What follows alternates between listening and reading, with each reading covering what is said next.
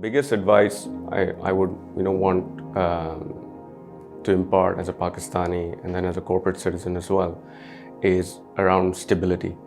Give predictive stability, again, is the foundation of any stable equation or a system. And again, with stability, provide transparency, right?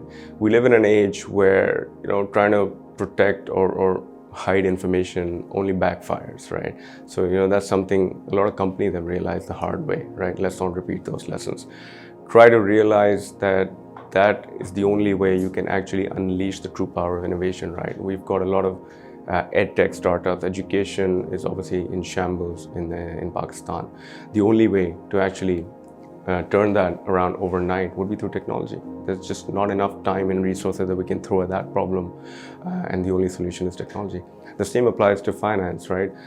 Again, the predominant industry in Pakistan, or the preeminent industry in Pakistan, is still effectively living in the Stone Ages on a rent-seeking model that will get eaten up sooner or later. So unless we realize that we need to keep pace with the world, we will fall behind. So I think it's around predictability, because that obviously benefits not just your biggest businessmen and their planning, but also a smart young mind that just wants to try something out, right? And they have the right buffers to take a risk. But over here, it's not a calculated risk. There's too many unknowns that can just blow it out of proportion.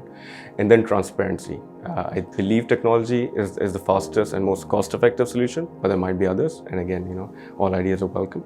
And again, one must also democratize that process, because the idea, or any idea, does not have a status or an Ivy League education or a certain nationality to it or an ethnicity, right? One of the major reasons, and Angus Deaton wrote a great book on this called The Great Escape, is around the fact that you should provide the basic tools to pretty much everyone, because the cure for cancer can also come from a doctor that was born in Africa, right? So again, if you realize the power of that, then maybe 8 billion people on the planet doesn't sound like a problem to deal with, but an opportunity to capitalize on. So I think those two are the main objectives, or rather requests I would make with any state apparatus. Give us predictability and let us do our work.